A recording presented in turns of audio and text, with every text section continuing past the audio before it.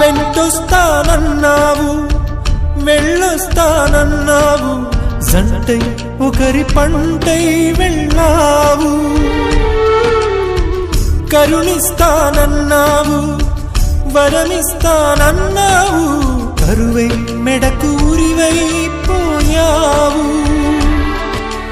దేవతలోను ద్రోహం ఉందని తేలిపావు, దీపం కూడా దహిస్తుందని తేల్చావు. ఎవరిని నమ్మాలి నన్ను తప్ప, ఎవరిని నిందించాలి నిన్ను తప్ప.